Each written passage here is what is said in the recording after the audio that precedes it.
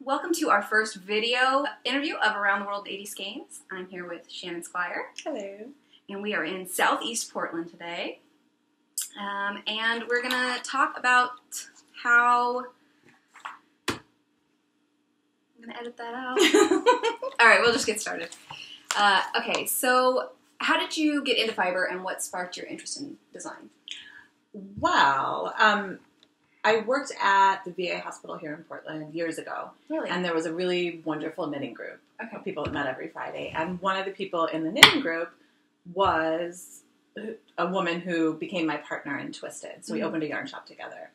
And being around yarn that much, you just kind of get more inspired than you do when you're just knitting other people's patterns. So, so I started designing. And the first pattern I designed, people really liked it. It's super simple. It's a shawlette, just textured. It looks great with really highly variegated yarn. And so I had a really nice response from that and just started. And I had my first child was less than a year old, so I needed that creative outlet. Yeah.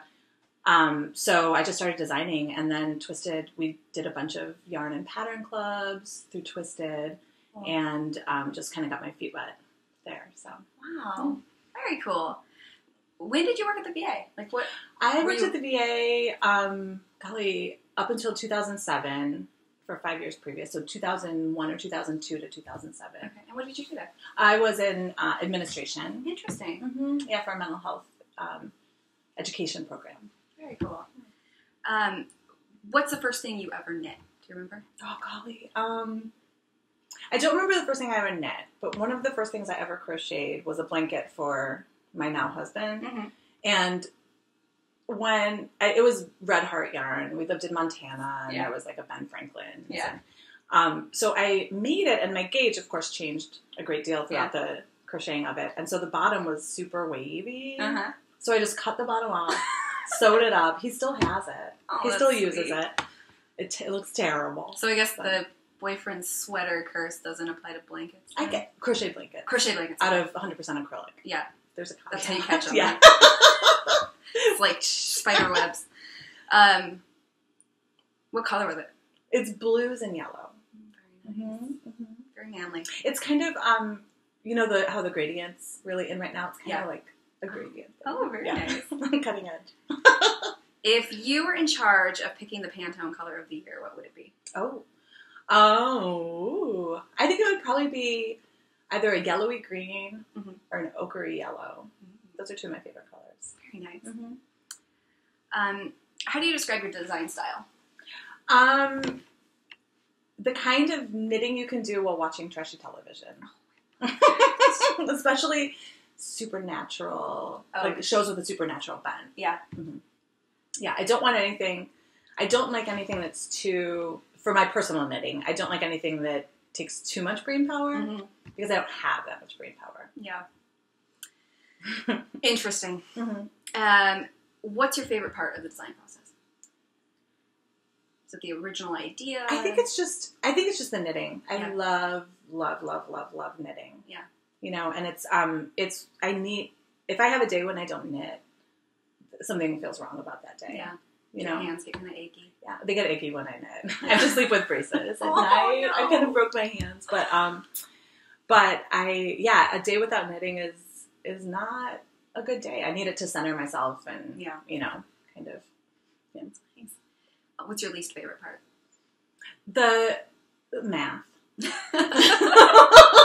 Definitely the math. Knitting math. I find myself cursing knitting math. Gosh, I'm getting better. Yeah. And I have a great tech editor who's really encouraging and helpful. Yeah. But it's something I put off and put off and put off. Yeah. Yeah. Or you'll I know I do. I'll try to do it without the knitting math first. I'll be like, I'll just see how it comes out, and then I'm like, I should have done the math. So with almost 100 designs in your portfolio, I imagine you must be pretty organized. I feel like I'm chaotically organized. Okay.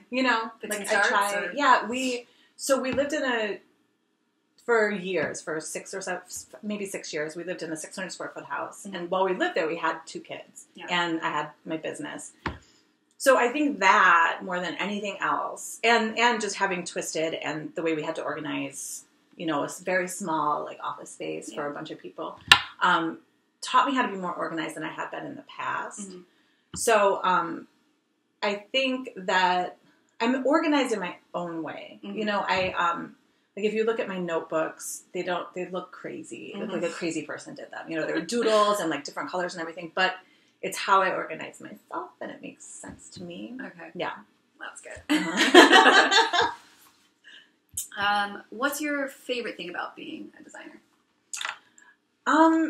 Again, the knitting. You know, I just love knitting. Mm-hmm. And then the freedom. When I had my shop, the designing helped, you know, again, to keep me sane with all of the, you know, all the work that having a business entails. And now it feels really, I love knitting. I love knitted objects. I love accessories. Mm-hmm. So I think just being able to create things for myself, you know, and selling things it's a really nice side of that. Yeah. You know, that's good when it happens. What's the hardest part? The hardest part is just you're totally accountable to nobody except yourself. Yeah. So when you feel like you don't have, like you have a dry spell of inspiration, you know, it's really, it's hard. But yeah, I haven't really kind of seen myself as a designer until recently, like as a designer. Yeah. Because I was just doing it on the side while I had Twisted up until last spring. So, so I'm still trying to figure out what it means to be focused as a designer. Right. Because it's something that was just a side, right. You know? Yeah. How do you think, so since you started off designing as part of your yarn shop and now you're doing it completely on your own, how do you think your work has evolved from the beginning to now? When I was doing it for the yarn shop, it was not only about creative expression, but also about selling a certain kind of yarn. Right. You know, if a yarn that we really liked but wasn't really moving, needed to move, we would decide to do a design in that yarn. And now I just can, you know, I'm really fortunate to have some good friends that are beautiful dyers. And so they sometimes give me beautiful yarn, and that's inspiring. Or just being able to go through my stash. Because when I had Twisted, I didn't knit from anything except stuff we sold because it's all, you know, it's all wrapped up together. And now I can just knit with anything. Yeah. You know, so. That's pretty nice. Where do you see your designing going in the future? I would like to do more garments. You know, the math again. Yes. But I've done just a couple, and I'm working on a couple now. So I'd like to do more garments and just understand, you know, how a sweater is graded and all of that. And then just working with more people that I have a lot of respect for. You know, more dyers. I like working with the indie dyers a lot. Yeah. What is your design holy grail? Like a thing that you would love to design. Like for me, I would love to design a wedding dress. Even though it's so impractical, I don't need one. Right. You know, like do you have some like big, massive project that you would love to do, but it's just kind of probably never going to happen? I don't know that I have something like a wedding, you know, something like that. But like I said, I keep thinking about, like, I'd love to do more garments because it just seems like I do a lot of accessories. And it seems like a garment is so much more, like, grown, you know, not grown up, but, you know, like, more involved and more. So just being able to understand sweater construction, you know, because there's, like, Thea Coleman. Like, she is a sweater designer. Right. And she does these beautiful sweaters, and she does all the different techniques of sweater design, you know. And I've knitted a lot of sweaters, but most of them have been, like, top-down raglans, you know. Right. So just being able to understand knitting at a deeper level. Yeah, understanding the, like, how yarn can, like, be molded to a body is, like, crazy. Like the mechanics of and the ones who are so good at it that they can just, like, knock them out. It's amazing. It's like, what's her name? Isabel Kramer? Yeah. She has another gorgeous sweater pattern every, like, 2 weeks, it seems, you know? Yeah. So I think something like that. And I have made some sweaters with the Custom Fit, you know, Amy Herzog's Custom Fit. program. And so that's interesting just because you see, how a sweater will react to your body type. Right. So, yeah, I think understanding that more. That's cool. Who are your favorite designers, fiber arts or otherwise? Well, like I said, Isabel Kramer, I love her, her aesthetic. Mm-hmm. And I don't know how, really? Is that her name? Maison de... Do you know the one I'm talking about? She did the that grandpa cardigan that's striped, and just some beautiful patterns. And she's just like, her whole aesthetic is really lovely. I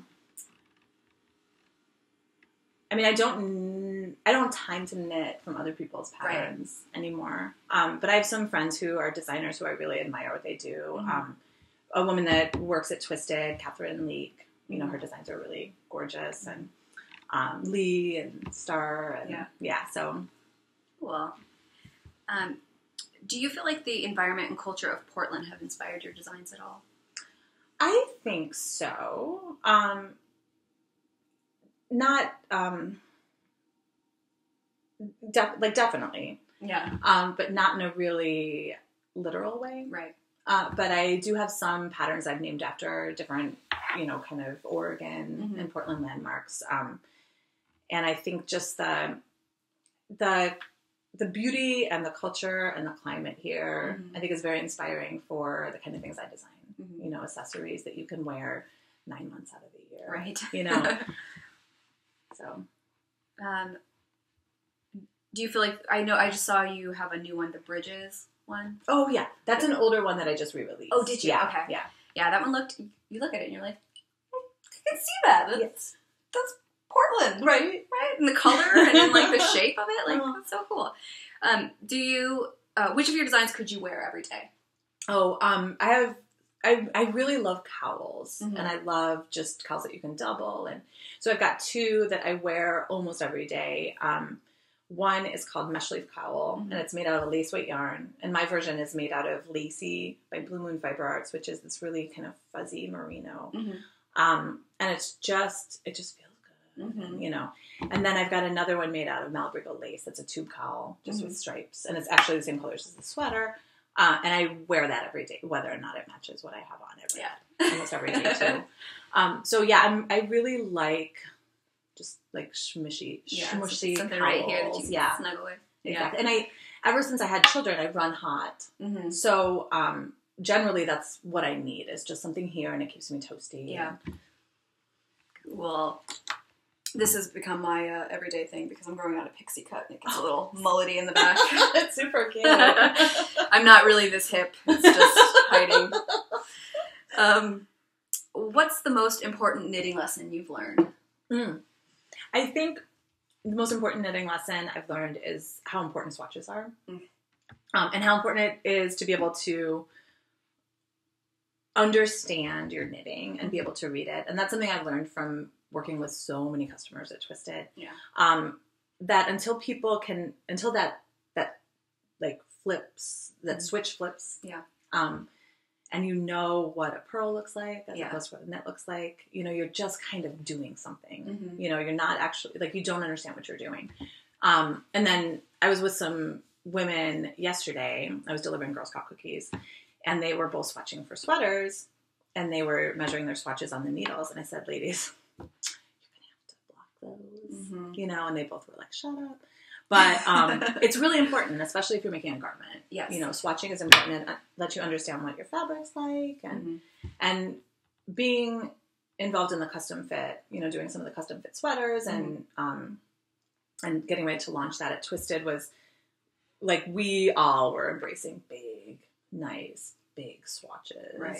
So. That is a very important lesson. Yeah. I think a lot of crafters dream about owning their own yarn store. What was the best part of owning Twisted? The best part, there were lots of best parts. The community. Yeah. It was something that when we were first doing our business plan, one of our goals was to have a community space, and it happened, and it was wonderful. And some of the friends that will be lifelong friends I met through Twisted. So just having a community of mostly women that are into the same thing as you, and it doesn't matter if you don't agree on politics or, you know, but you all have this thing to kind of come to, you know, common grounds about. And then also, of course, the yarn. You know, just being able to say, I really like this yarn. Let's buy 100 skeins of it. Yeah. You know, and then I could take like 10 home. So, so it was really nice to be able to, you know, get to know all these very, very talented people in our industry. And then also just knit so much and experience so many different yarns. And I was looking, and Twisted is like, you guys have like a lot of like knitting famous people associated with the store. I was like going through, and I was like, wait, what? Yeah. What? Yeah, it's a great shop. And if you have time, you should go there. I'm totally, we're going after this. Nice. The aesthetics of it, it's lovely. It's really beautiful. And really some of the most talented dyers and designers. Yeah. You know, I mean, Portland is a hotbed of talent. It really, really is. Yeah. So, you know, there's tons of Blue Moon and Knitted Wit and Malabrico. And, you know, there's just Metal and Tongue. There's so much. You just want to crawl into the walls. Yeah. If a knitter came to visit you, where would you take them? Favorite yarn stores or knit nights or places you find inspiration? See, and this is where I'm going to fall short because I don't do much lately as far as that goes. Yeah. I would probably try to take them to, if possible, take them up to Tina's because it's really amazing to see how a dyer works and, you know, what kind of setup. And she has this beautiful barn and all this yarn hanging. And she's talking about Blue Moon, which Blue Moon Fiber Arts. And then also Knitted Wit Studio, which is also a wonderful place to hang out and just be inspired by. Those are two of my closest dyer friends, you know. So I think I would try to take them there. And like I said, I don't really, my kids are 3 and 5, so we don't do much social at this point in time. Baby prison extends for quite a while. Yes, it does. Yeah. Yes, it does. If you could go anywhere in the world on your own fiber arts tour, where would you go? Golly. A friend of mine just went on one of Kat Bordier's trips to Peru. And she said it was like life-changingly fantastic. So I think that if I could swing something like that, it would be wonderful. Because you get she met a bunch of the dyers from Frog Tree and, you know, just, or the, you know, just the insider's view of that fiber community was amazing. Yeah. So that would be cool. Is there anything else that I didn't ask that you feel like you want to share with the knitting world? Not that I can think of. Okay. Well, thanks for chatting with me. Thank you. Yeah. We'll see you on the next time. Bye.